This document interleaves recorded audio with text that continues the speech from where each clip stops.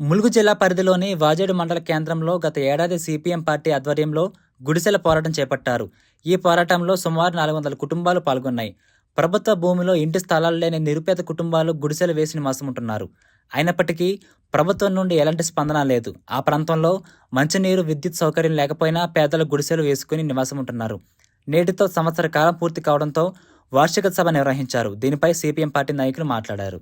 ఒక సంవత్సరం నుండి ఇక్కడ ఉండేటటువంటి పేదవాళ్ళు, గిరిజనులు, దళితులు, బలహీన వర్గాలు, ఇల్లు లేనటువంటి వాళ్ళు ఇళ్ల స్థలాలు వేసుకొని ఇక్కడే నివాసం ఉంటూ ఎండకు వానకు తడుస్తూ కరెంటు లేకపోయినా, మంచినీళ్ళ సౌకర్యం లేకపోయినా ఇక్కడే గుడిసెల్లో నివాసం ఉంటున్నటువంటి పరిస్థితి కొనసాగుతుంది. ముఖ్యమంత్రి రేవంత్ రెడ్డి ఇందిరమ్మ రాజ్యం వచ్చిన తర్వాత కాంగ్రెస్ అధికారంలోకి వస్తే ఇందిరమ్మ ఇండ్లు ఇస్తామని, వాళ్ళకి ఇల్లు కట్టడానికి డబ్బులు ఇస్తామని చెప్పి వాగ్దానం చేశాడు. అధికారంలోకి వచ్చి 9 నెలలు పూర్తవుతున్నటువంటి సందర్భంగా ఎక్కడెక్కడైతే ప్రభుత్వ స్థలాల్లో ఇళ్ల స్థలాలు వేసుకొని గుడిసెలు వేసుకొని నివాసం ఉంటున్నారో వాళ్ళందరికీ కూడా ఇళ్ల స్థలాలు పట్టాలు ఇవ్వాలా. అట్లాగే వాళ్ళ ఇందిరమ్మ ఇండ్లు నిర్మాణం చేయడానికి నిధులు కేటాయించాలా. రాష్ట్ర వ్యాప్తంగా దాదాపు 90 కేంద్రాల్లో 1,00,000 మందికి పైగా పేదవాళ్ళు సిపిఎం నాయకత్వాన గుడిసెలు వేసుకొని నివాసం ఉంటున్నారు. వాళ్ళందరికీ కూడా ఇవ్వాలి. అట్లాగే రాష్ట్రంలో పేదవాళ్ళందరికీ కూడా ఇళ్ల స్థలాలు ఇవ్వడానికి ప్రభుత్వం వెంటనే చర్యలు తీసుకోవాలని చెప్పి ముఖ్యమంత్రి రేవంత్ రెడ్డిని డిమాండ్ చేస్తున్నాం. అలాగే ఇళ్ల స్థలాలతో పాటు పేదవాళ్ళకి ఇచ్చినటువంటి హామీలన్నింటినీ కూడా అమలు చేయాల్సినటువంటి అవసరం ఉంది. వాళ్ళకి కావాల్సినటువంటి సౌకర్యాలు కూడా తీసుకురావాలా.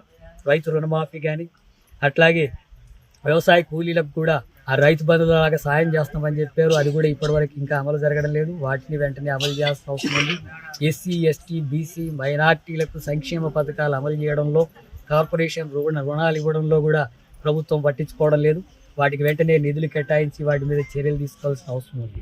అలాగే ఇప్పుడు తెలంగాణ సాయుధ పోరాటం జరిగినటువంటి సందర్భంగా తెలంగాణ ప్రాంతం నైజాం ప్రభుత్వాన్ని గద్దెదించి దేశంలో విలీనమైనటువంటి సెప్టెంబర్ 17 మీద అనేక రకాల అవాకులు చవాకులు, చరిత్రను వక్రీకరణలు జరుగుతూ ఉన్నాయి.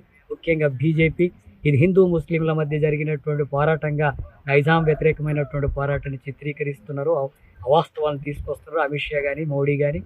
అది ఎర్ర జెండా నాయకత్వాన తెలంగాణ సాయుధ పోరాటం భూమి కోసం, భుక్తి కోసం, విముక్తి కోసం, వ్యక్తి చాకిరికి వ్యతిరేకంగా, స్త్రీల మీద జరిగినటువంటి అత్యాచారాలకు వ్యతిరేకంగా, సామాజిక న్యాయం కోసం, కుల వివక్షకు వ్యతిరేకంగా జరిగినటువంటి పోరాటం. అది భూస్వాములకు, పెత్తందారులకు, జాగీర్దారులకు వ్యతిరేకంగా జరిగినటువంటి పోరాటం. 4,000 మందిని అమరులయ్యి 3,000 గ్రామాల్లో రాజ్యాన్ని ప్రకటించుకొని 10 లక్షల ఎకరాల భూమిని పంపిణీ చేసి, వెట్టి చాకిని రద్దు చేసి, జోగిని వ్యవస్థను రద్దు చేసి, అందరు సమానంగా బ్రతకాలనేటటువంటి ఆదర్శమైనటువంటి సమాజాన్ని నిర్మించడం కోసం జరిగినటువంటి పోరాటం అది. ఆ పోరాటంలో బీజేపీకి, ఆర్ఎస్ఎస్కు వారసత్వం లేదు. కనీసం అందులో కూడా పాల్గొన్నటువంటి చరిత్ర లేదు.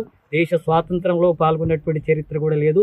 అలాంటి వాళ్ళు ఈరోజు దీన్ని హిందూ ముస్లింల మధ్యగా వక్రీకరిస్తున్నారు. ప్రజలు అర్థం చేసుకోవాలని తెలంగాణ ప్రజానీకానికి విజ్ఞప్తి చేస్తున్నాం.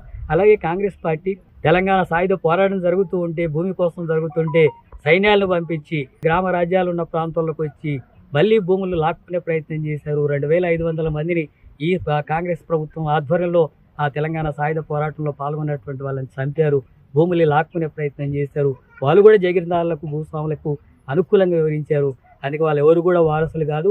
ఎర్ర జెండా నాయకత్వాన భూమి కోసం, భుక్తి కోసం, విముక్తి కోసం జరిగినటువంటి పోరాటాన్ని స్ఫూర్తిగా తీసుకొని ఇప్పటికీ దేశంలో కానీ, రాష్ట్రంలో కానీ పేదవాళ్లకు భూమి కోసం, హక్కుల కోసం, సామాజిక న్యాయం కోసం ఎర్ర జెండా నాయకత్వాన్ని సిపిఎం పార్టీ పోరాటం కొనసాగిస్తుంది. ప్రజలందరూ కూడా ఈ కుల మతాలతో విడగొట్టేటటువంటి వాటికి వ్యతిరేకంగా శ్రామిక జనమంతా కూడా, ఈ అణగారినటువంటి తరగతులంతా కూడా సంఘటితమై పోరాటాన్ని కొనసాగించాలని చెప్పి విజ్ఞప్తి చేస్తున్నారు.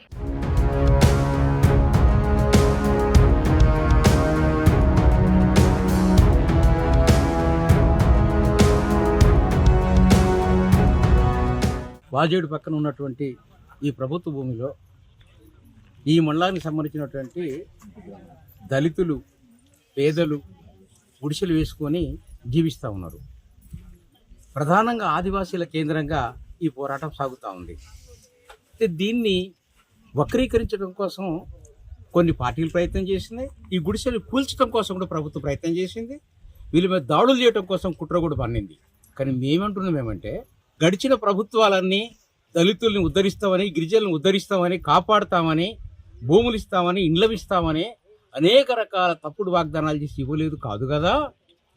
విపరీతమైన వరదలు 84 నుంచి ఇప్పటి వరకు వస్తే 420 గ్రామాలు గోదావరి ముంచితే, పోయిన సంవత్సరం మేడారం నుంచి వస్తున్నటువంటి జంపన్న వాగు అతివేగంగా వచ్చి కొండాయిని అమాంతం ముంచితే 250 గ్రామాలు మునిగి, కుటుంబాలు మునిగి 8 మంది చనిపోతే ఎవ్వరికి ఒక గుంట జాగ ఇవ్వలేదు కాదు కదా. మాయమాటలు చెప్పి కాలం డొల్లిస్తుంది తప్ప ఎక్కడ ఎవరికి ఒక గుంట జాగ ఇచ్చిన చరిత్ర లేదు. అందుకని ఇప్పటికైనా మీ ప్రభుత్వాన్ని హెచ్చరించేది ఏంటంటే, ఇక్కడ ప్రజలకు నివసించే హక్కు ఉన్నది.